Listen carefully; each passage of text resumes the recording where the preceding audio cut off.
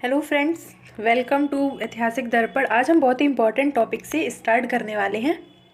आज का अपना टॉपिक है इंडियन ज्योग्राफी। ठीक है, इंडियन ज्योग्राफी हम शुरू कर रहे हैं और इसका मेन पर्पस ये है कि ज्योग्राफी को जो आप पहले पढ़ोगे तो इससे क्या है कि आप अपनी लाइफ से रिलेट कर पाते हो। आप जहाँ पे भी रहते हो, या तो प्लेन एरिया पे रहते हो, माउंटेन पे रहते होगे, रिवर वैली के आसपास रहते होगे, मतलब किसी भी ज्योग्राफिकल एरिया में रहते हैं। हमारी ज्योग्राफी से ही हमारा जो हमारी वेशभूषा होती है, यानी कि हमारी क्लोथिंग है, हमारे जो फेस्टिवल्स हैं, हमारा कल्चर है, वो कहीं ना कहीं हमारी ज्योग्राफी से अफेक्ट होता है। तो ज्योग्राफी को पढ़ने में हम अपना रियल एक्सपीरियंस जो है वहाँ पे देख सकते हैं, रियल में अपने आसपास की चीज़ें। तो वो एक इंटरेस्टिंग चीज़ है और इसको पढ़ने में बहुत मज़ा आने वाला है। और इससे एक बेनिफिट ये और रहेगा एडिशनली कि आप जो है ज्योग्राफी को अगर पढ़ोगे, इसमें अपना टाइम इन्वेस्ट करोगे, तो इससे आप क्वेश्चंस बना पाओगे अगर आपके एग्जाम में आ रहा है। क्योंकि हिस्ट्री का क्वेश्चन है, जैसे आप एंशियंट हिस्ट्री आप कितना भी पढ़ लो, लेकिन कई बार क्वेश्चंस इतने अजीब आते हैं कि उन्हें हम नहीं बना पाते हैं।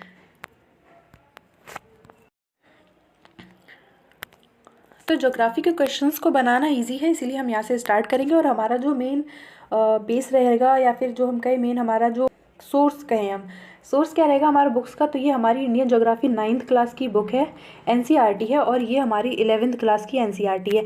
एनसीईआरटीज़ को हम अपना सोर्स रखने वाले हैं, क्योंकि एनसीईआरटी जो है बहुत ही ऑथेंटिक एंड ट्रस्टेड बुक है, गवर्नमेंट के अप्रूव बुक है, और यहाँ से हमें एकदम क्लियर इन्फॉर्मेशन मिलती है। और दूसरा क्या है, इंडियन ज्योग्राफी के बारे में हम बात करें, या फिर फिजिकल ज्योग्राफी जो है 9 to 12 एनसीईआरटी अगर आप अच्छे से कवर कर लो, तो उससे आपका सीडीएस का हो, इवन यूपीएससी का प्री सिविल सर्विसेज का हो, सीडीएस का एग्जाम हो, एनडीए का एग्जाम हो, कोई भी पीसीएस का एग्जाम हो, या सीजीएल कोई भी एग्जाम हो, सारे क्वेश्चन आप बना सकते हो। तो हमारा बेसिक सोर्स यही रहने वाला है। और यहाँ से हम सीधा स्टार्ट करते हैं अब अपने टॉपिक के बारे में। तो एक चीज़ और रहने वाली है कि मैंने यहाँ पे नोट्स बहुत कम दिए हुए हैं, मैप ज़्यादा रखे हैं, क्योंकि हम जो है ज्योग्राफी को मैप से पढ़ने वाले हैं। क्योंकि मैंने ऐसा खुद पर्सनल एक्सपीरियंस किया है कि मैप से जब हम पढ़ते हैं तो चीज़ें याद करना ईजी होता है एज़ कम्पेयर टू आप थ्योरी पढ़ो डायरेक्टली। और दूसरा क्या है कि आपको नोट्स कहीं से भी मिल जाएंगे, या फिर आप ये बुक्स खरीद लो, 100 रुपये में आ जाएंगी, तो इससे आप कहीं से भी पढ़ सकते हो। बट अगर आपको कॉन्सेप्ट नहीं आता है तो कहीं से भी पढ़ोगे समझ में नहीं आएगा। लेकिन अगर एक बार कॉन्सेप्ट समझ लिया तो आप कहीं से भी पढ़ोगे, आपको क्लियरली मिल जाएगा अपना इन्फॉर्मेशन। और इसीलिए यहाँ पे मैंने स्लाइड्स में नोट्स बहुत ही कम रखे हैं, और ज़्यादा हमारा जो रहेगा वो मैप वर्क रहेगा। हम सीधा मैप से याद करने वाले हैं, क्योंकि क्या है क्लास में समझना ज़रूरी है ना, समझने पे फोकस करना। नोट्स आप बाद में भी बना सकते हो, या फिर बताना तो मैं पीपीटी ही प्रोवाइड कर दूँगी, ठीक है, टेलीग्राम चैनल पर। तो अब हम स्टार्ट करते हैं। सबसे पहले हम बात करेंगे इंडिया की लैटिट्यूडनल एंड लॉन्गिट्यूडनल पोजीशन के बारे में। अब ये इंपॉर्टेंट क्यों है, आपके मन में क्वेश्चन आएगा कि हम इसको क्यों पढ़ें। तो इसको पढ़ने का मेन पर्पज़ ये रहेगा कि हमारी लैटिट्यूड एंड लॉन्गिट्यूड पोजीशन को जानने से हम इंडिया को वर्ल्ड मैप पे कहीं भी लोकेट कर पाएंगे ईजिली। जैसे कि आपको मैं दिखाती हूँ अभी। ये देखिए, जैसे कि कहाँ गया, ये रहा। अब इसमें क्या है कि यहाँ पे तो हमने बाउंड्रीज बना के दी हुई हैं, तो हम आइडेंटिफाई कर लेंगे कि हमारी इंडिया की तो स्ट्रक्चर पूरे वर्ल्ड में सबसे एकदम यूनिक है, एकदम मस्त है, तो हम आइडेंटिफाई कर लेंगे। लेकिन अगर ये स्ट्रक्चर ही ना दी हो, सीधा आपको ब्लैंक मैप दिया हो, तो आप कैसे आइडेंटिफाई करोगे। तो आप आइडेंटिफाई करते हो मैप पे, ये जो यहाँ पे दिए हुए हैं लैटिट्यूड एंड लॉन्गिट्यूडनल पॉइंट्स, ऐसे ये दिए हुए हैं, इन पॉइंट्स से ही हम आइडेंटिफाई कर पाते हैं कि हमारी कंट्री कहाँ पे लोकेटेड है। और इसकी इंपॉर्टेंस ये होती है कि कोई जो प्लानिंग करनी है किसी भी कंट्री को अपनी सिक्योरिटी के लिए, या आर्म्ड प्लानिंग हो, या फिर कोई भी हो, मैप का रोल बहुत इंपॉर्टेंट होता है। तो मैप जो है, और मैप पे आपको किसी भी लोकेशन को लोकेट करने के लिए लैटिट्यूडनल और लॉन्गिट्यूडनल पोजीशन चाहिए होती है। अब सबसे पहले ये है कि ये जो पोजीशंस हैं, ये लाइंस जो हैं लैटिट्यूडनल एंड लॉन्गिट्यूडनल लाइंस, ये इमेजनरी लाइंस हैं, कोई एग्जैक्टली अर्थ पे कहीं खींची नहीं गई हैं, ठीक है। तो ये हमारी इमेजनरी लाइंस है। अब होती क्या है, तो सबसे पहले देखो आप, ये हमारा अर्थ है, ये है हमारा ईस्ट, ये है वेस्ट, ये है नॉर्थ, और ये हमारा है साउथ, ठीक है। नॉर्थ बाई एन सही से बना लो, ये नॉर्थ साउथ हो गया, ठीक है। अब आपको मैं आगे यहाँ पे बताऊंगी कि अर्थ की जो हमारी जो इंडिया की आपको याद कैसे करना है, तो उसका ट्रिक बता रही हूँ। चलिए यहाँ पे ही देखते। तो हमारी इंडिया का मैं ये बता रही थी कि इंडिया की जो नॉर्थ साउथ की जो हमारी डायरेक्शन है, वो ईस्ट वेस्ट के कंपैरिजन में थोड़ी सी कम है। और उससे क्या है कि हमारी नॉर्थ साउथ की जो लेंथ है वो ईस्ट वेस्ट से कम रहेगी। तो इससे आप याद करते हैं ना, नॉर्थ टू साउथ हम जाते हैं तो हमें ज़्यादा डिस्टेंस चढ़ना पड़ता है। यानी कि हम कश्मीर से कन्याकुमारी जाएंगे तो हमें ज़्यादा चलना पड़ेगा, कंपेयर टू हम गुजरात से अगर हम अरुणाचल प्रदेश जाएंगे तो इतना नहीं चलना पड़ेगा। तो नॉर्थ से साउथ जाने में हमें ज़्यादा चलना पड़ रहा है ना, तो ये क्या है, लॉन्ग डिस्टेंस कवर करनी पड़ेगी। और हमारी जो लॉन्गिट्यूड होती हैं वो होती हैं नॉर्थ टू साउथ ही बनाई जाती हैं। तो इससे आप यहाँ पे याद कर लेना, ठीक है।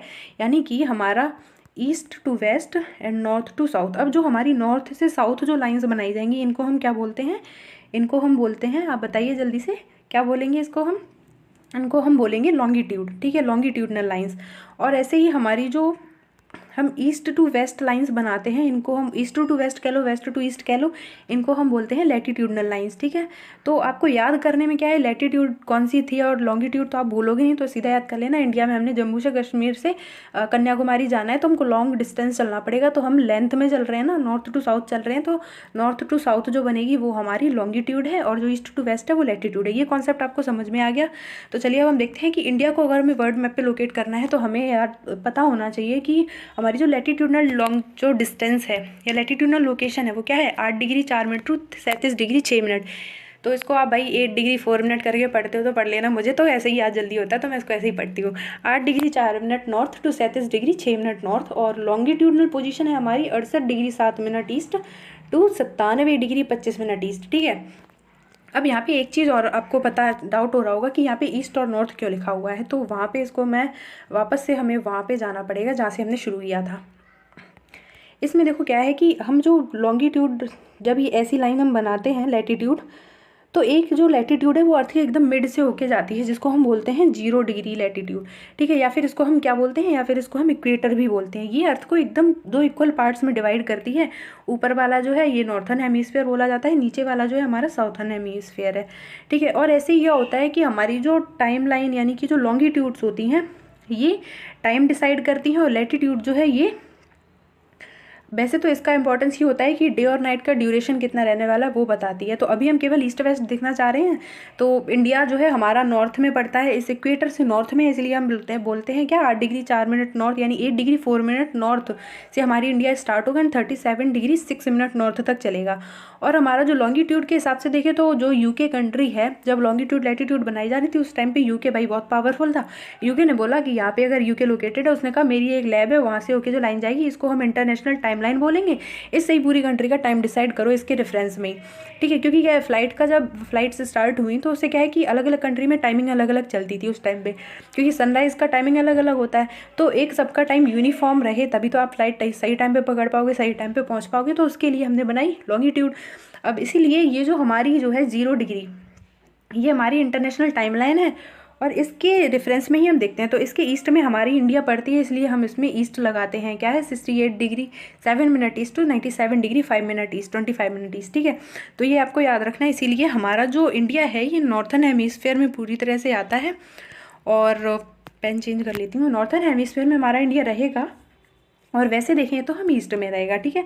ये इंपॉर्टेंट हो गया। अब इंडिया का एरिया कितना है, एरिया आप याद कर लो 3.28 मिलियन किलोमीटर स्क्वायर, या फिर आप ऐसे याद कर लो तो वैसे इसकी एग्जैक्ट टर्म्स हम देखें तो 32,87,263 किलोमीटर ऐसा कुछ है।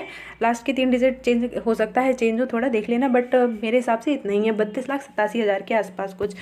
और जो हमारा लैंड एरिया है ये वर्ल्ड के टोटल जो भी हमारा एरिया है उसका 2.4% है, और हमारी पॉपुलेशन जो है 17% से भी ज़्यादा हो रही है। चलिए अब हम आगे देखते हैं। आपको शायद यहाँ से याद नहीं हुआ होगा तो हम यहाँ से देखते हैं मैप से। मैप से थोड़ा याद करना इजी हो सकता है शायद, ठीक है। तो ये हमारा जो है यहाँ से हमारा मेनलैंड स्टार्ट होता है। ये हमारा कौन सी लोकेशन है कमेंट में बता देना, वैसे मैं बताती हूँ। ये है कन्याकुमारी यहाँ पे, और यहाँ पे जो हमारा स्टार्ट हो रहा है तो क्या है 8 डिग्री 4 मिनट, ठीक है, नॉर्थ। क्यों, क्योंकि इक्वेटर के नॉर्थ में है, समझ में आ गया होगा। अब हमारा ये जो है ये है 37 डिग्री 6, ये हमारा क्या है नॉर्थन मोस्ट पॉइंट है, और इस पॉइंट को हम बोलते क्या है, इंदिरा कॉल बोलते हैं। साउथर्न मोस्ट पॉइंट को क्या बोलते हैं कमेंट में बताओ। उसको बोलते हैं इंदिरा पॉइंट, ठीक है, इसको बोलते हैं इंदिरा कॉल, भूल मत जाना भाई। इंदिरा कॉल है ऊपर, कॉल ऊपर हो रही है, एंड पॉइंट जो है नीचे है अंडमान निकोबार के पास, ठीक है। ये northern most and southern most points है हमारी कंट्री के, ठीक है। चलिए अब ईस्ट में देखें तो ईस्ट में हमारा है अरुणाचल प्रदेश, और यहाँ पे हमारी लोकेशन कितनी है 97 डिग्री 25 मिनट ईस्ट, ठीक है। और यहाँ पे जो एक विलेज पड़ता है किबीथू विलेज है वो हमारा ईस्टर्न मोस्ट पॉइंट है, और वेस्टर्न मोस्ट जो है हमारा पॉइंट वो है गुजरात में गहिर माथा या गौर माथा बोलते हैं जिसको, ठीक है। 68 डिग्री 7 मिनट ईस्ट पे पड़ता है। तो ये है हमारी इंडिया का मैप। अब इसमें आपने एक चीज़ देखनी है कि इंडिया की जो लेंथ और ब्रीथ है उसको देख लेते हैं। भैया नॉर्थ टू साउथ आएंगे, यानी कश्मीर से कन्याकुमारी आएंगे तो हमको कितना चलना पड़ेगा। हमने याद किया था नॉर्थ से साउथ जाएंगे तो ज़्यादा चलना पड़ेगा, इसीलिए जो ऊपर से नीचे आती है उनको हम लॉन्गिट्यूड बोलते हैं, ईस्ट थ्रू वेस्ट जाती है उनको हम बोलते हैं लैटिट्यूड। तो कितना चलना पड़ेगा, 3214 किलोमीटर, 3214 किलोमीटर चलना पड़ेगा। यानी इंडिया का नॉर्थ टू साउथ एक्सटेंशन कितना है, 3214 किलोमीटर। ईस्ट से वेस्ट यानी गुजरात से अपने को अरुणाचल प्रदेश जाना है तो कम चलना पड़ेगा कंपैरेटिवली कि नॉर्थ से साउथ जाओ, तो हमें कितना चलना पड़ेगा, 2933 यानी 2933 किलोमीटर। ठीक है, ये चीज़ें आपको क्लियर हो गई होंगी। अब हम एक बहुत ही इंपॉर्टेंट जो है पॉइंट पे बात करते हैं, वो क्या रहेगा अपना, वो है अपना ट्रॉपिक ऑफ कैंसर। इंडिया का एक इंपॉर्टेंट जो जोग्राफिकल फीचर है, हमारी इतनी डाइवर्सिटी है, उसके एग्जिस्ट करने का मेन रीज़न है कि हमारे यहाँ से एक लाइन पास करती है, उसको हम बोलते हैं ट्रॉपिक ऑफ कैंसर। और ये लाइन जो है, ये आप देख रहे हो यहाँ पे मैप में, ये जो हमारी लाइन है ट्रॉपिक ऑफ कैंसर, ये यहाँ पे लिखा भी हुआ है, आपको दिख रहा हो तो। ट्रॉपिक ऑफ कैंसर का क्या है कि ये कौन कौन से स्टेट से होके गुजरती है, ये क्वेश्चन बहुत बार आया हुआ है और हर एग्ज़ाम में आया है। मैं आपको चाहिए तो क्वेश्चन दिखाऊंगी। ये क्लासेस कवर करने के बाद ना हम बाद में 2-3 सेशन करेंगे जिसमें हम मॉक टेस्ट लगाएंगे, प्रैक्टिस करेंगे सारे ज्योग्राफी के क्वेश्चंस को रिवीजन के बाद, और उसके बाद जो है हम अगला सब्जेक्ट स्टार्ट करेंगे। ठीक है, तो ये कौन कौन से स्टेट से होके गुजरती है ये बहुत इंपॉर्टेंट है, याद कर लो। ये तो हो गया अपना गुजरात से होके गुजर रही है, साफ साफ दिख रहा है आपको। गुजरात के बाद जो है यहाँ पे अपना एमपी पड़ेगा, और यहाँ पे बीच में जो है राजस्थान का छोटा सा हिस्सा पड़ेगा। ठीक है, तो गुजरात, राजस्थान, फिर आ गई एमपी। एमपी के पड़ोस में ये ऐसे छत्तीसगढ़ बना हुआ है, आप जानते हो, तो ये छत्तीसगढ़ का छोटा सा हिस्सा यहाँ पे कवर करेगी, छत्तीसगढ़ क्रॉस करके जाएगी। छत्तीसगढ़ के बाद यहाँ पे अपना झारखंड पड़ता है, झारखंड के बाद अपना वेस्ट बंगाल यहाँ पे आ जाता है, उसके बाद बांग्लादेश से होते हुए ये अपना त्रिपुरा है, ये आप जानते ही होंगे क्योंकि त्रिपुरा जो है हमारा एकमात्र ऐसा स्टेट है जो तीनों तरफ से बांग्लादेश से घिरा हुआ है, यानी तीनों तरफ से दूसरी कंट्री से घिरा हुआ है और एक तरफ से ये केवल अपनी कंट्री से कनेक्टेड है। ठीक है, ये त्रिपुरा है, और फिर मिजोरम, और उसके बाद ये म्यांमार में चली जाएगी लाइन। चलिए, अब यहाँ पे हम बात करेंगे इंडिया जो है हमारी वर्ल्ड में कौन से नंबर पे कंट्री आती है एरिया के हिसाब से। अगर हम देखें, अगर हम एरिया के हिसाब से बात करें तो जो हमारी इंडिया है ये 7th लार्जेस्ट कंट्री है। तो बाकी की 6 कौन सी हैं वो भी तो इम्पॉर्टेंट है। सबसे बड़ी जो कंट्री है वो है रशिया। रशिया हमारे से काफ़ी बड़ा है एरिया में, रशिया हो गया। उसके बाद सेकंड हाईएस्ट कौन है, कनाडा। अब आप कहोगे देखने में तो कनाडा छोटा लगता है, यूएस चाइना उससे बड़े लगते हैं, फिर कनाडा कैसे ज़्यादा हो गया। कनाडा बड़ा इसलिए है क्योंकि इसका जो ये अभी 2024 का जो यूपीएससी का सिविल सर्विसेज का प्रीलिम्स हुआ था उसमें क्वेश्चन आया था कोस्ट लाइन किसकी बड़ी है, कनाडा की है यूएस की। तो इसमें शायद कन्फ्यूजन हो गई हो बच्चों को, बट मैं आपको एग्जैक्टली बताती हूँ कनाडा की कोस्ट लाइन बड़ी है। क्यों, क्योंकि क्या है कि ये इसमें बहुत सारे आइलैंड्स इंक्लूडेड हैं, और उन आइलैंड्स का पूरा जो बाउंड्री इंटरनेशनल बॉर्डर कनेक्ट करोगे या उसका पूरा लैंड बाउंड्री, जो एग्जैक्ट क्वेश्चन था, लैंड बाउंड्री कनेक्ट करोगे तो वो कनाडा की लैंड बाउंड्री ज़्यादा हो जाती है क्योंकि उसके पास आइलैंड्स बहुत है, तो लैंड बाउंड्री ज़्यादा कंसीडर हो जाएगी क्योंकि आइलैंड को तो आप चारों तरफ से काउंट करोगे ना, बाउंड्री वही हो गई, कोस्ट लाइन तो वही बन जाएगी। तो इस हिसाब से कनाडा जो है एरिया वाइज बड़ा हो जाता है, इसके पास आइलैंड्स बहुत है। उसके बाद अपना यूएस पड़ेगा, यूएस के बाद आता है चाइना, इसके बाद ब्राज़ील। ब्राज़ील को आप मैप पे देखोगे तो शायद आपको लगे अरे भाई ब्राज़ील इंडिया से बड़ा कैसे हो गया, देखने में तो छोटा सा लगता है, बट मैप पे आप अच्छे से देखना और याद कर लेना भाई एग्जैक्टली मेजर किया जाए तो ब्राज़ील इंडिया से बड़ा है। ठीक है, और लास्ट अपना ऑस्ट्रेलिया तो हो गई भाई, कॉन्टिनेंट ही है पूरा, और फिर अपना आता है इंडिया। अब इंडिया के बारे में कुछ इंपॉर्टेंट टर्म्स जो है यहाँ पे, या फिर कुछ कह लीजिए कुछ फैक्ट है, याद कर लीजिए। अब पहला क्लास में भी आपको बोरिंग लग रहा हो बट क्या कर सकते हैं, ये चीज़ें तो पता होना ज़रूरी है और ये तो आपको याद ही करनी पड़ेगी। आप ट्रिक ट्रिक बना के ही भले याद कर लेना, और तो कोई वो नहीं है। ठीक है, अब यहाँ पे इंडिया की लैंड बाउंड्री कितनी है, 15,200 किलोमीटर इंडिया की लैंड बाउंड्री है। और इंडिया की कोस्ट लाइन कितनी है, भाई इंडिया एक one of the strategic country कह सकती है क्योंकि अपने पास ना सारे रिसोर्सेज हैं। अभी हम इंडिया का फिजिकल जब डिस्ट्रीब्यूशन देखेंगे रिसोर्सेज का, तब हमें समझ में आएगा कि we are so much lucky कि हम इंडिया में रहते हैं। भाई हमारे पास फिजिकल ज्योग्राफी में इतना ज़्यादा वेरिएशन है, मतलब वर्ल्ड की जितनी भी तरह की ज्योग्राफी है सारे फीचर्स हमारी कंट्री पे मिलते हैं, तो भाई बहुत ही बढ़िया है। आगे हम देखेंगे तो कोस्ट लाइन हमारी है 6100 किलोमीटर, और ये केवल मेन लैंड की कोस्ट लाइन है। ठीक है, यानी कि हमने अभी जो 8 degree 4 minute to 37 degree 6 minute north और 68 डिग्री 7 मिनट टू 97-25 वो हमारा ईस्ट, ये जो हमने लैटिट्यूड एंड लॉन्गिट्यूडनल एक्सटेंट देखा था ये हमारा मेन लैंड है। इसकी अगर हम कोस्ट लाइन देखें तो 6100 किलोमीटर, लेकिन अगर हम आइलैंड्स को भी इंक्लूड कर लें, क्योंकि आपको पता होगा हमारे 2 आइलैंड्स भी तो हैं, इनको कैसे भूल गए। ये हमारा लक्षद्वीप ग्रुप ऑफ आइलैंड्स है और यहाँ पे हमारा जो है Andaman Nicobar group of islands है। इनको मिला के इनकी भी कोस्ट लाइन मिला लें हम, तो हमारी कोस्ट लाइन हो जाती है 7516 किलोमीटर। ठीक है। तो ये 2 फैक्ट आप याद कर लेना। कोस्ट लाइन 6100 मेन लैंड की है, और अगर हम आइलैंड्स को भी मिला लें तो 75 16.6 किलोमीटर हो जाती है। और कोस्ट लाइन होने के बेनिफिट्स क्या होते हैं अगर डिस्कस कर लें तो कोस्ट लाइन होने से क्या बेनिफिट्स होते हैं। सबसे तो आपकी जो फिशिंग के लिए आपको सोर्स मिल जाएगा। हमारी कोस्टल कंट्रीज़ में देखिए जो फ़िश की एक तरह से इंडस्ट्री के तौर पे बहुत ही इंपॉर्टेंट है। ठीक है। दूसरा क्या है कि हमारे पोर्ट्स मिलते हैं हमको, पोर्ट्स से हम क्या कर सकते हैं भाई, एक्सपोर्ट करेंगे ना दूसरी कंट्री को, तभी तो पैसा आएगा अपने पास। एक्सपोर्ट करेंगे, इम्पोर्ट करेंगे। अब हर चीज़ तो हम नहीं ग्रो कर सकते, कुछ चीज़ तो बाहर से भी मंगानी ही पड़ती है ना। अब हमारे पास ऑयल के रिजर्व इतने तो है नहीं, तो भाई इंपोर्ट ही तो करना पड़ेगा। तो एक्सपोर्ट इंपोर्ट करने के लिए सोर्सेज मिलते हैं हमको, पोर्ट्स मिलते हैं, फिशरीज़ के लिए मिलता है, और क्या है, और हमारे पास मरीन रिसोर्सेज। मरीन भाई ऐसा आपको लगता है समुद्र में कुछ यूज़ नहीं है तो ऐसा मत सोचना भाई, समंदर के अंदर बहुत सारे रिसोर्सेज हैं, हर तरह के रिसोर्सेज हैं। एक तो आपको वहाँ की जो मरीन लाइफ होती है वो मिलती है। ठीक है। लाइफ स्टाइल तो खैर वहाँ की जो मछलियाँ होती हैं उनकी होती होगी, अपनी तो नहीं जाएगी वहाँ पे। लाइफ जो है मरीन लाइफ में आप देखो तो कोरल्स हमें देखने को मिलते हैं। ठीक है। कोस्टल पे ही हमें मैंग्रोव्स देखने को मिलते हैं, और कोस्टल पे ही हमें जो है लगून लेक्स देखने को मिलती हैं। तो ये हमारी बहुत सारी रिसोर्सेज जो हैं हमें पोर्ट होने से या कोस्ट लाइन होने से बहुत बेनिफिट होता है, और उसका आपको अंदाज़ा मिल गया होगा। अब हम बात करते हैं, जो मैंने आपको बता दिया है यहाँ पे वही लिखा हुआ है, ट्रॉपिक ऑफ कैंसर जो है हमारी, इसकी अच्छा आप न्यूमरल वैल्यू बता दो कितनी है। इसकी वैल्यू कितनी होती है 23 डिग्री एंड हाफ, 23.5 नॉर्थ। ठीक है। यानी 23 डिग्री 30 मिनट नॉर्थ भी बोलते हैं, 20.5 डिग्री नॉर्थ इसको हम लिखते हैं जनरली। इसको हम बोलते हैं ट्रॉपिक ऑफ कैंसर। भाई ये तो हमारी नॉर्थ वाली है, एक साउथ में भी होती है 23.5 डिग्री साउथ, उसको क्या बोलते हैं ये आप लोग कमेंट बॉक्स में बताओ, गूगल बाबा से पूछो जाके भाई, इसका तो आप ही लोग बताओ, मैं अगले में बता दूंगी। ठीक है।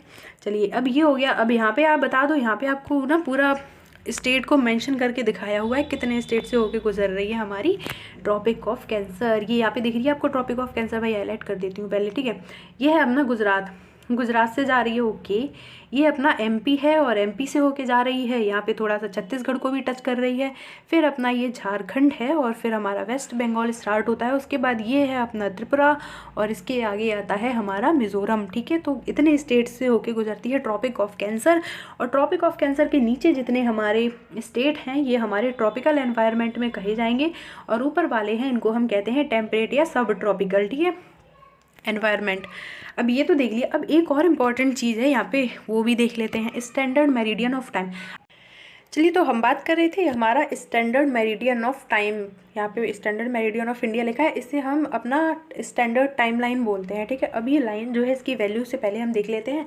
मैंने आपको ये बताया था कि यूके से एक जो लाइन गुजरती है वो हम बोलते हैं उसको 0 डिग्री लॉन्गिट्यूड, या फिर उसको इंटरनेशनल टाइम लाइन कह सकते हैं, और कह सकते हैं क्या, बोलते ही हैं। ठीक है। तो ये हमारी इंटरनेशनल टाइमलाइन, इसी के रेफरेंस में हम अपना टाइम देखते हैं। यानी कि अब इसमें क्या है, हमारी एक हर कंट्री अपनी अपनी एक डेडलाइन बनाती है, क्योंकि देखो क्या है कि अपनी कंट्री का ईस्ट टू वेस्ट जो एक्सटेंट है वो भी बहुत ज़्यादा है। ठीक है। 29-33 किलोमीटर हमने देखा था।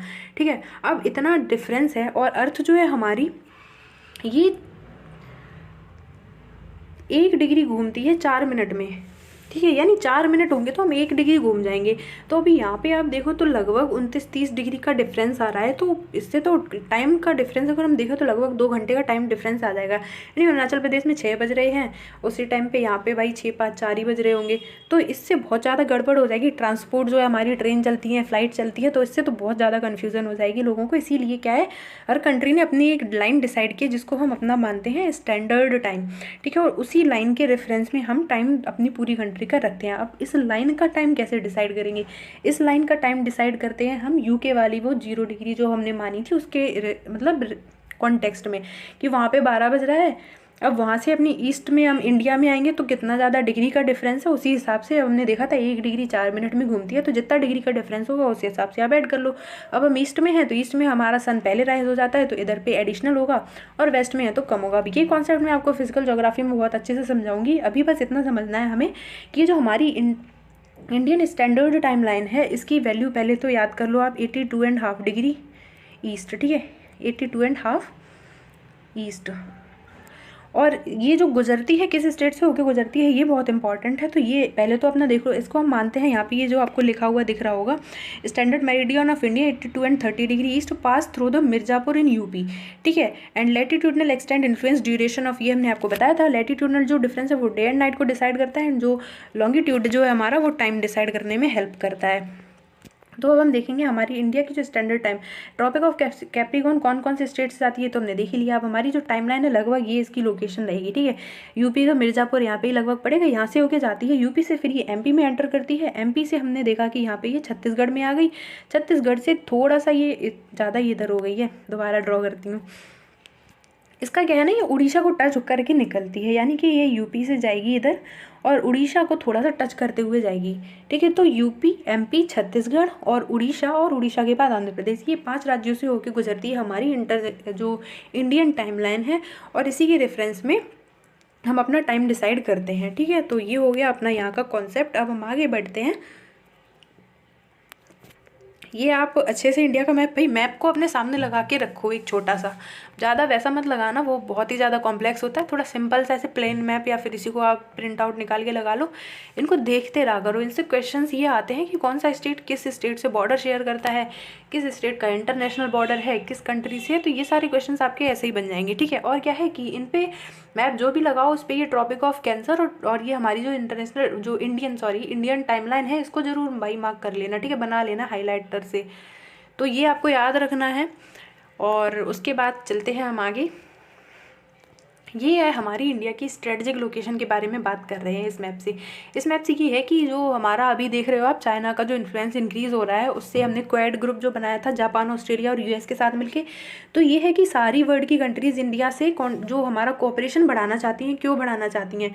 एक तो चाइना की वजह से, ऑब्वियसली चाइना को काउंटर करने के लिए उन्हें एशिया में इंडिया से ज़्यादा अच्छा कंट्री कोई नहीं मिलेगा, पावरफुल है, यूथ कंट्री है, भाई हमारी पॉपुलेशन 60% तो यूथ ही है, और उससे क्या है कि हमारी जीडीपी ग्रो कर रही है, हम ग्रो कर रहे हैं, तो सारी रिसोर्सेज को देखते हुए सभी लोग कोऑपरेट करना चाहते हैं। लेकिन एक जो सिक्योरिटी पॉइंट ऑफ व्यू या डिफेंस पॉइंट ऑफ व्यू से देखें तो इंडिया की इंडियन ओशियन में लोकेशन बहुत ही स्ट्रेटजिक है। अब स्ट्रेटजिक क्यों है? आप ऐसे देखो कि आप स्वेज कैनाल जो है हमारी, ये जानते हैं आप, ये मेडिटेरेनियन और इंडियन ओशन को जोड़ने के लिए, ये रेड सी से हमारा यूरोप कंट्रियंस जितना भी ट्रेड आ रहा है वो इंडिया पे आके रेस्ट करते हैं। भाई पोर्ट को भी, जो भी शिप विप है उसको भी तो रिफ्यूलिंग की नीड होती है ना, रिफ्यूलिंग कराना, रिपेयर कराना, तो इंडिया से सीधा कांटेक्ट कर सकते हैं। और इंडिया से यहाँ से आपके वर्ल्ड के हर तरह के लिए आपके रूट मिल जाएंगे। आपको चाइना जाना है, जापान जाना है, ठीक है, चाइना तो ये रहा, फिलीपींस जाना है, पैसिफिक ओशन में एंट्री मिल जाएगी। और यहीं पे हमारी जो है स्टेट ऑफ मलक्का लोकेटेड है, जिसको लेके बहुत ज़्यादा इश्यूज़ रहते हैं, क्योंकि चाइना और इधर पे जो फिलीपींस और यहाँ पे है, यहाँ पे अपना ईस्ट चाइना सी पड़ता है, और ईस्ट चाइना सी और साउथ चाइना सी, जिसके वजह से ये रहता है, चाइना क्लेम करता है ये हमारा है। तो इससे क्या है, इससे सिक्योरिटी थ्रेट है ना, कि अगर ये एरिया यहाँ पे बंद कर दिया गया तो पैसिफिक ओशन से जितना ट्रेड आता है यूरोप की तरफ जाता है या फिर अफ्रीकन कंट्रीज़ की तरफ, और इंडिया एशिया की तरफ, और एशिया से जितना भी पैसिफिक कंट्रीज़ की तरफ जाता है, तो उसमें बहुत ज़्यादा हिंड्रेंस हो जाएगा। तो यही हमारा स्ट्रेटजी की एक दिक्कत है। और इंडिया की जो लोकेशन है ये इंडियन ओशन में बहुत ज़्यादा इंपॉर्टेंट है, क्योंकि आप देखो ये हमारा ओशियन है, हमारी पहुँच हर कंट्री तक है। हम यहाँ से देखो एशिया के अंदर भी जा सकते हैं, हमने ईरान में अपना पोर्ट भी बना रखा है, चाबार पोर्ट। हम अफ्रीका की तरफ जा सकते हैं, अरब कंट्रीज से सीधा कांटेक्ट कर सकते हैं, हमारा ऑस्ट्रेलिया से भी कांटेक्ट है, यहाँ पे रियूनियन आइलैंड मालदीव कंट्री है, और वहाँ पे मेडागास्कर, मोजाम्बिक, सारी कंट्रीज से कांटेक्ट कर सकते हैं। और यहाँ से हमारा इंडोनेशिया, मलेशिया, और यहाँ से सीधा हम पैसिफिक। तो यहाँ से इंडिया की जो सबसे बड़ी कंट्री है, सबसे पावरफुल कंट्री है इस लोकेशन में, चाइना को छोड़ के कह दो भाई, उससे तो कंपटीशन ही है अपना, तो बहुत ही इंपॉर्टेंट रोल प्ले कर सकता है इंडिया सिक्योरिटी के पर्पज़ से। देखो अगर आप, इसकी लोकेशन अच्छी है, लैंड बाउंड्री तो है ही, उसके साथ साथ जो हमारी कोस्ट लाइन है उसका भी हमारी सिक्योरिटी में बड़ा इंपॉर्टेंट रोल है। और क्या है, और हमारा भाई साहब लक्षद्वीप आइलैंड भी तो, अंडमान निकोबार को भूल गए क्या, कहाँ गया, ये रहा अपना अंडमान निकोबार आइलैंड। इससे क्या बेनिफिट है, अंडमान निकोबार से बहुत बेनिफिट है। अंडमान निकोबार ये देखो आप, यहाँ से इंडोनेशिया, मलेशिया पास है, यहाँ से बैंकॉक, थाईलैंड जो आसियान कंट्रीज़ हैं वो पास हैं, ऑस्ट्रेलिया पास है, श्रीलंका पास है। तो यहाँ से हमारा मतलब पूरा बे ऑफ बंगाल पे हम कंट्रोल, बे ऑफ बंगाल जो है इसको जैसे बोलते हैं ना, चोल्स ने जो हमारा बे ऑफ बंगाल है इसको एक लेक, चोल लेक के फॉर्म में परिवर्तित कर दिया था। कैसे भाई, अंडमान निकोबार में उनका बेस था, उन्होंने पूरा कंट्रोल किया हुआ था, यहाँ से कितना भी ट्रेड जा रहा है, कौन जा रहा है, पूरा नज़र रख सकते हैं हम यहाँ से। और अंडमान निकोबार इंडिया का है, तो इसीलिए इंडिया की लोकेशन बहुत इंपॉर्टेंट हो जाती है। और ये सिक्योरिटी में इंडियन ओशन में कितना इंपॉर्टेंट रोल प्ले कर सकता है ये आपको समझ में आ गया होगा, ठीक है। फ्रीडम ऑफ नेविगेशन इंश्योर करने में बहुत इंपॉर्टेंट रोल है इंडिया का इस एरिया में। चलिए तो अब हम बात करेंगे कुछ बाकी चीज़ें देख लेते हैं। क्या है इंडिया का जो लैंड मास है, इसकी सेंट्रल लोकेशन है, ओके जानते हैं, ईस्ट वेस्ट एंड वही सारी चीज़ें जो अभी आपको मैंने समझाया। साउथवर्ड एक्सटेंशन है एशियन कॉन्टिनेंट में, इंडियन ओशियन जो है इससे ट्रांस ओशियन रूट्स जो है हमें कनेक्ट करने को मिलता है, हम यूरोप से कनेक्ट कर सकते हैं, वेस्ट एशिया हो गया, ईस्ट एशिया हो गया। स्ट्रेटेजिक सेंट्रल लोकेशन है इंडिया की, दक्कन पेनिनसुला जो है हमारा इंडियन ओशियन में हमने देखा था पेनिट्रेट करता है गुजरात से लेके पूरा केरला तक। तो ये इतना एक्सटेंशन हमारा जो कोस्ट लाइन है ये हमें बहुत ही स्ट्रेटेजिकली होल्ड देता है इंडियन ओशियन के ऊपर। इसको आप अपने एसएसबी में अच्छे से यूज़ कर सकते हो भाई, उसमें तो टॉपिक मिलते हैं, इसीलिए ये लगाया हुआ है। एसएसबी में ज़्यादा यूज़फुल होगा ये टॉपिक, पढ़ लेना। बाकी इन्फॉर्मेशन के लिए थोड़ा आंसर राइटिंग करोगे तो उसमें भी हेल्प मिलेगी, तो अगर आप यूपीएससी पीसीएस देंगे तो उसमें भी काम आएगा। अब हम देखते हैं major physiographic divisions of India. ये बहुत ही इंटरेस्टिंग है, मेरा लव टॉपिक है, यहाँ से आएगा आपको इंटरेस्ट, क्योंकि यहाँ से बहुत ही इंटरेस्टिंग है ज्योग्राफी। मेजर फिजियोग्राफिक, अब फिजियोग्राफिक डिवीजन्स को समझते हो, फिजियोग्राफिक डिवीजन्स क्या है, वो कोई भी कंट्री को उसको मल्टीपल वे में डिवाइड कर सकते हैं। जैसे आप फिजियोग्राफी बेसिस पे यानी ज्योग्राफिकल जो उसका जो स्ट्रक्चरिंग है, ज्योग्राफी की स्ट्रक्चर कैसी है उस बेसिस पे हम डिवाइड करें, उसको हम कहते हैं फिजियोग्राफिक डिवीजन। फिजियोग्राफिक का मतलब ही होता है ज्योग्राफिकल फैक्टर्स के बेसिस पे आप कुछ कर रहे हो तो वो फिजियोग्राफिक कहा जाएगा, ठीक है। तो फिजियोग्राफिकली अगर हम इंडिया को डिवाइड करें तो मैंने कहा था ना कि इंडिया में हर तरह का आपको लोकेशन मिलेगा, हर तरह की जितनी भी फिजियोग्राफिकल स्ट्रक्चर्स होती हैं सारी ऑलमोस्ट मिल जाती हैं। हमारे यहाँ माउंटेन है, हमारे यहाँ प्लेट्यू है, हमारे यहाँ प्लेन्स हैं, हमारे यहाँ रिवर वैलीज़ हैं, गॉर्जेस हैं, कैनियंस हैं, वाटरफॉल्स हैं, भाई प्लेट्यू है, हर तरह की मतलब स्ट्रक्चर है, आइलैंड्स भी है हमारे पास। तो अब हम देखते हैं क्या क्या इंपॉर्टेंट चीज़ें हैं और क्या इनकी लोकेशन है। सबसे पहले तो हिमालयाज़ माउंटेन हो गया, दूसरा है हमारा नॉर्थर्न प्लेन्स जो कि गंगा इंडस एंड ब्रह्मपुत्र के प्लेन्स हैं और इनका इंपॉर्टेंट रोल क्या है, बहुत ही फर्टाइल लैंड होता है, आगे बात करेंगे। तीसरा है हमारा पेनिनसुलर प्लेट्यू। पेनिनसुलर प्लेट्यू को फर्दर 3 पार्ट्स में डिवाइड किया गया है, एक तो दक्कन प्लेट्यू, सेंट्रल आइलैंड और हमारा कोस्टल प्लेन्स।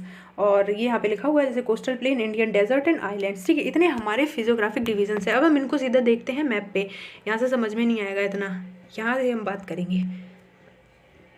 इसको थोड़ा जूम करती हूँ सबसे पहले। अभी देखते हैं यहाँ पे आपको दिख रहा है हिमालयाज, ये जो डार्किन एरिया है ना, ये हमारा जितना भी डार्किन एरिया है ये सब माउंटेन है। यहाँ पे है हमारा हिमालयाज, ये पूरा हमारा माउंटेन स्ट्रक्चर है यहाँ पे, ठीक है। यहाँ पे बैंड होके फिर ये नॉर्थ ईस्ट में आ जाता है। तो ये क्या है, पूरा अपना माउंटेन एरिया है। यहाँ पे हिमालयाज माउंटेन लोकेटेड है, 3 रेंजेस में है, greater Himalaya, middle Himalaya and Shivalik. आगे हम इसको बहुत डिटेल में डिस्कस करेंगे, अभी मैं आपको समझा देती हूँ, अगले क्लास में बात करेंगे फुल डिटेल में। तो आगे क्या है हमारा, अब इसके बाद हम देखें तो ये आपको दिख रहा होगा नॉर्थर्न प्लेन्स, ठीक है। ये क्या है, गंगा रिवर है यहाँ पे, ये यमुना रिवर, यहाँ पे कुंभ चल रहा है अभी सबको ही पता होगा, घग्गर रिवर है इधर यहाँ पे, और कोसी रिवर है, सोन रिवर है और ये चंबल रिवर है। तो ये पे क्या है, ये बहुत ही फर्टाइल लैंड है, क्योंकि रिवर आती है तो माउंटेन को काट के आती है, तो अपने साथ जो है मिट्टी, महीन मिट्टी लेके आती है, और जो बिल्डर्स पेबल्स मतलब टुकड़े पत्थर के वो भी लेके आती है। तो जो महीन मिट्टी लेके आती है जिसको हम एल्यूवियल सॉइल बोलते हैं, ठीक है। नदियाँ जो डिपोजिट करती है उसको क्या बोलते हैं, एल्यूवियल सॉइल। आगे नोट्स में दे दूंगी, टेंशन मत लो, अभी केवल समझने पे फोकस करो। तो ये एल्यूवियल सॉइल यहाँ पे जो है हमारे प्लेन्स में जमा है और ये बहुत ही फर्टाइल लैंड है। यहाँ पे हम गेहूँ, चावल और हर तरह की खेती कर सकते हैं। और फ्लैट जो लैंड है, मतलब यहाँ पे जो हमारा लैंड का स्लोप है उसका ग्रेडियंट बहुत ही कम है, 1 से 2 डिग्री से मुश्किल से होगा। हरिद्वार से आप बंगाल आ जाओ, ठीक है, केवल 1 से 2 डिग्री का ही डिफरेंस आएगा लैंड ग्रेडियंट, यानी कि जो स्लोप का ग्रेडियंट है, यानी ढलान नहीं है, बिल्कुल प्लेन है, इसीलिए नदियाँ एकदम लहराते हुए चलती हैं ऐसे ऐसे। इसको क्या बोलते हैं, ये जो नदी ऐसे ऐसे चल रही है ना, इसको बोलते हैं नदी का मींडर करना, ठीक है। ये क्या है, नदी मींडरिंग, रिवर मींडरिंग बोलते हैं इसको, ठीक है। अब प्लेन एरिया है तो भाई पानी की तो आदत ही होती है, टेढ़ा मेढ़ा होके जाएगा तो टेढ़ा मेढ़ा होके जाती है नदी, एकदम सांप की तरह लेफ्ट राइट ये बनाती हैं हमारी मींडरिंग्स, और इसके बाद यहाँ से कट जाते हैं, कभी कभी तो ऑक्सबो लेक्स बन जाती है। तो ये सारी चीज़ें हम आगे डिस्कस करेंगे। अभी आपको पता चल गया नॉर्थर्न प्लेन्स हमारे ये हैं, यहाँ पे हमारे माउंटेन्स हैं, ये है हमारा ग्रेट इंडियन डेजर्ट, भाई सबको ही पता होगा ना, थार का डेजर्ट, पाकिस्तान से बॉर्डर भी बनता है अपना, बॉर्डर मूवी तो सब नहीं देखी होगी। चलिए अब यहाँ से हम आगे देखेंगे तो हमारा आता है दक्कन, जो हमारा पेनिनसुलर प्लेट्यू। और पेनिनसुला क्या होता है, सबसे पहले आपको ये बता देती हूँ। पेनिनसुला का मतलब होता है कोई भी ऐसा लैंड एरिया जो 3 तरफ से पानी से घिरा है, ठीक है। अब यहाँ पे पूरा पानी से ही घिरा है तीनों तरफ से, और एक तरफ से ये लैंड से कनेक्टेड है, तो ये क्या है, हमारा पेनिनसुला हो गया। अब पेनिनसुला तो है, ठीक है। अब इसको भी हमने फर्दर 3 पार्ट में डिवाइड किया है, ये मैंने आपको अभी बताया था। तो 3 पार्ट्स कौन कौन से हैं? तो सबसे पहले तो ये है अपना सेंट्रल आइलैंड, जिसके अंदर मालवा प्लेट्यू आता है, विंध्य रेंज आती है, सतपुड़ा रेंज आती है, महादेव हिल्स, छोटा नागपुर प्लेट्यू, ये सब इसी का एक्सटेंशन है। मैं आपको अगले क्लासेस में अच्छे से एक एक पॉइंट को डिस्कस करेंगे। इनसे क्वेश्चंस बहुत आते हैं, सारी मेन जो इंपॉर्टेंट रेंजेस हैं सब देखेंगे, जितनी भी इंपॉर्टेंट पीक हैं, सारामती हो गई, धौलाधर रेंज हो गई, माउंट एवरेस्ट कहाँ पे है, कौन सा कहाँ पे है, सब कुछ देखने वाले हैं हम अगले क्लास से। ये तो हो गया अपना पहला पार्ट पेनिनसुलर प्लेट्यू का, क्या है ये, सेंट्रल आइलैंड। उसके बाद ये आप जो ट्रायंगुलर पार्ट, मतलब ट्रायंगुलर शेप में ये देख रहे हो, ये है अपना दक्कन प्लेट्यू, ठीक है। क्या है ये अपना, ये है अपना दक्कन ट्रैप या दक्कन प्लेट्यू। ब्लैक मिट्टी के लिए बहुत फेमस है, कॉटन ग्रो होता है इधर पे, जानते तो हो गए ही सब लोग, नहीं जानते हो तो अब जान लो भाई। ये है अपना क्या, दक्कन ट्रैप या दक्कन प्लेट्यू। और जो अपना ये किनारे पे लोकेटेड है, ये क्या है, किनारे पे लोकेटेड है, ये है अपने वेस्टर्न घाट और ये ईस्टर्न घाट। और इसके आगे जो ये छोटे छोटे प्लेन्स हैं, इसको हम बोलते हैं वेस्टर्न कोस्टल प्लेन और ईस्टर्न कोस्टल प्लेन। और उसके अलावा हमने कहा था आइलैंड्स हैं 2, तो वो आप तो जानते ही हो, अभी बताया था, ये लक्षद्वीप ग्रुप ऑफ आइलैंड और ये अपना Andaman Nicobar group of islands, ठीक है। तो ये है हमारी मेजर फिजियोग्राफिक डिवीजन्स। और अब हम अगले क्लास से एक एक को उठा के हिमालयाज़ और सारी रिवर्स सबके बारे में बात करना शुरू करेंगे। तब तक आप अच्छे से इस क्लास का रिवीजन कर लेना, नोट्स बना लेना। अब अगली क्लास जब भी आएगी तो आगे का डिस्कस करेंगे, ठीक है। तो चलिए भाई, बाय बाय। लाइक शेयर कर लेना भाई, अच्छी लगे, काम की लगे तो। बाकी जो भी आपको नीड चाहिए हो या कुछ कमी लग रही हो तो बताना, क्या इंप्रूवमेंट किया जा सकता है, साथ में मिलके पढ़ना है, इंप्रूव करना है एंड सबको एग्जाम निकालना है, ठीक है। तो बाय बाय, मिलते हैं अगले क्लास में, तब तक पढ़ो एंड स्टे ट्यून्ड। जय हिंद।